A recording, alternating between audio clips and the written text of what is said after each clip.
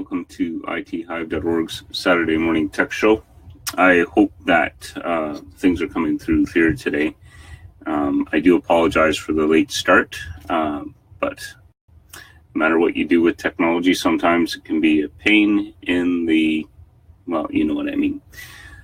For some reason, my laptop is not running and well, so hopefully this recording is working properly.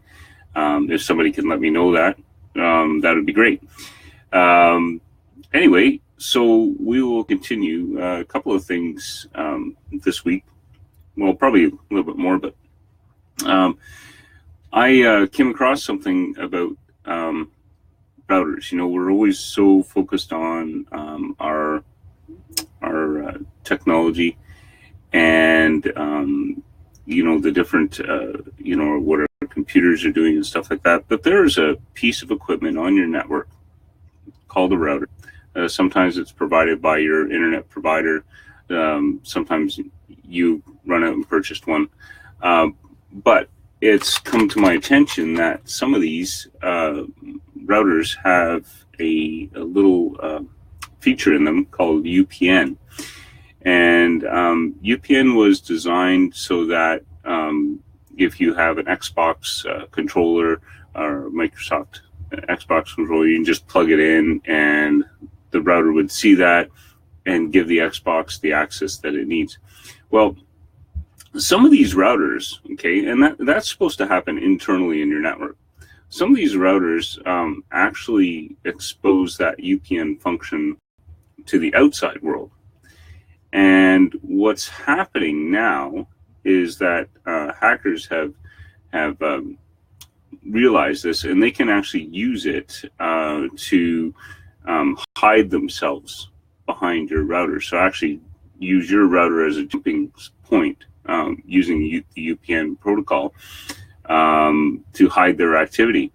So what's that going to mean to you? Well, it could have a negative effect on your on performance of your internet traffic. You could find that the authorities are knocking on your door asking you why, you know, you're doing these illegal activities, right? That can happen. The other things that can go on is well, you know, I think for me especially, right? So we have, because we're out in the middle of nowhere, we have a limited amount of data that we can use. So if my router had this issue, right, suddenly I would have to actually pay financially for what others are doing on my insecure device. So with the UPN, so there are ways to change that and configure it, right? And there's also ways to test that. So Steve Gibson has a website, Gibson Research, and he has a couple of tools, and one of them is to actually test this UPN vulnerability, and you can run it inside your network, and it'll tell you whether you have the problem or not. I think definitely for our clients, I'm going to do a little bit more research on what Steve Gibson has on his website there, and I think maybe we'll go through some of the security checks and just verify that these issues don't exist. You know, it's better to know than to not know and assume everything is good, right? Like I always say in the show, education is everything and knowing is everything. So I think that's what we'll do. The other thing, so we're getting close. I didn't put this on the subject matter, but we're getting close for another big release from Microsoft. They seem to be having some issues with the quote-unquote spring release of Windows 10. There's not a lot of information about this because Microsoft keeps these things pretty hidden. You know, they don't want to really talk about whether or not they're having problems. But, you know, I think that personally for me, I would rather know that Microsoft's having issues with the release and they're working on it, right? I don't want them to throw out that release and have it not be successful. So, good for them if they're holding back and not releasing it right away.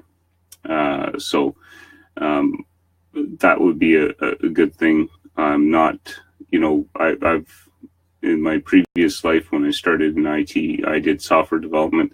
I know how complex that can be, and I know that can be, it's not as simple, right? And you got to get it right, and you don't want to release something out there that causes everybody to have issues, right? So that definitely won't be good neither. So, we'll just have to be patient and wait. Okay. So, so that's it, the Microsoft release. The other thing, I guess, is tech support. So I was reminded this week about what happens corporately with customers and employees in the tech support world, and some of the reasons why I'm doing what I'm doing with ITHive.org. And corporately, everything is set up to make sure that the end techs are using their time effectively and not answering, dumb support calls.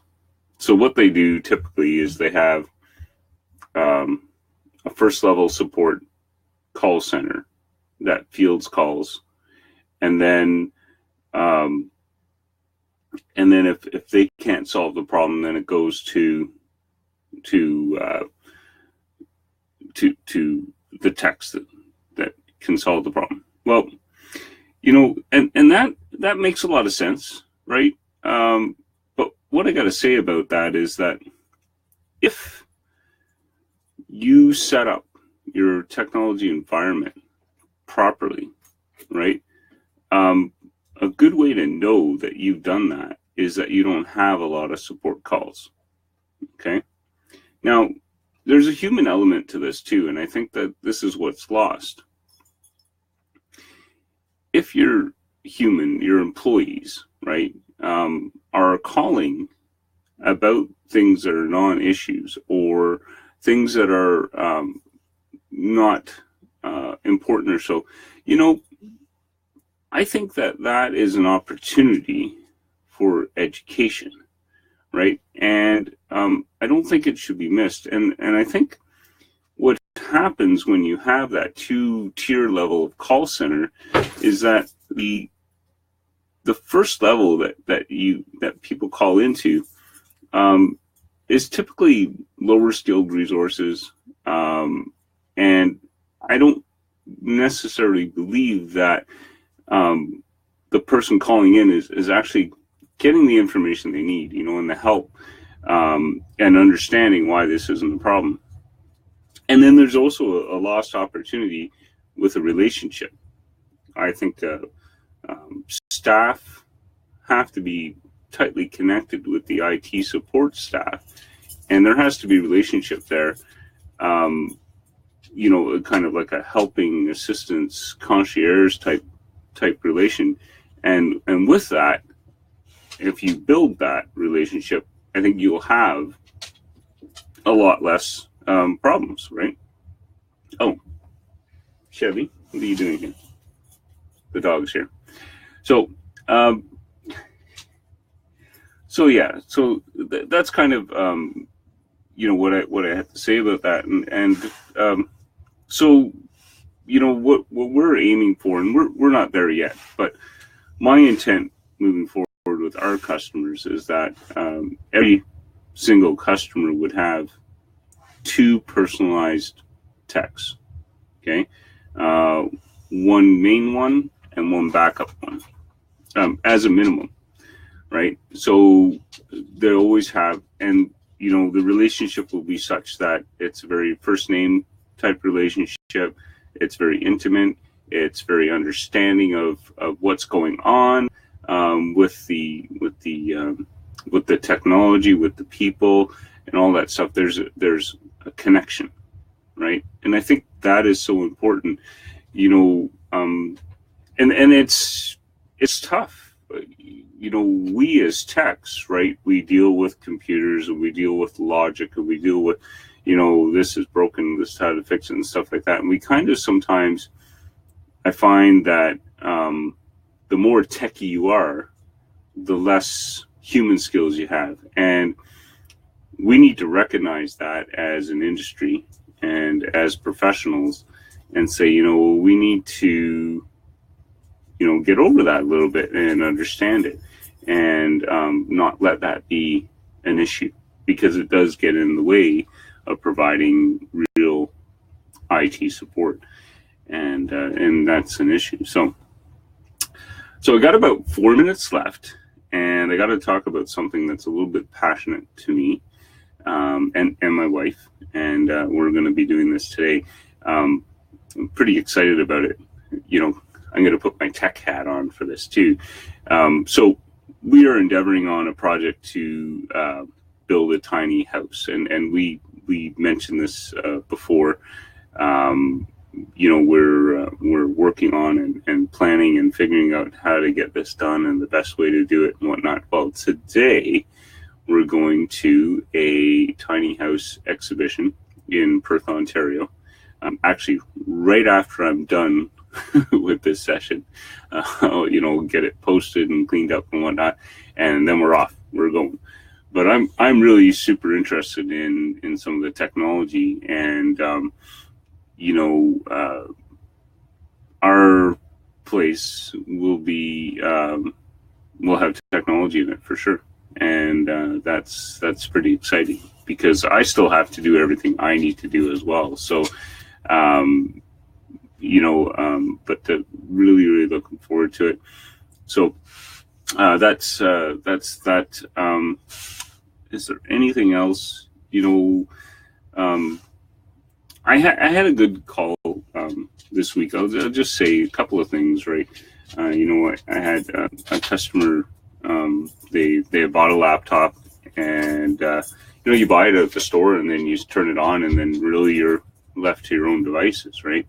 And she was having some issues, and I wasn't supporting this machine, and she was starting to use it, but she didn't feel comfortable, right? So she reached out to me and said, hey, can you add my machine on the plan that we have the other one on? And so I said, sure, I'll send you an email. And there was a lot of anxiety behind this, right? And so I did all that. And, the text message I got back after was kind of just a sigh of relief. And, I said to my wife, I said, well, that's interesting, because really, I think I haven't done anything yet. I know what's going on our machine now. We have a connection. I've deployed antivirus software to our machine that I know is going to work, but really we haven't really done anything. And my wife said, well, I think it's just the fact that your presence is there on her machine now, and now she won't have to worry, right? And you know what? That's right. That's exactly what we're trying to achieve here.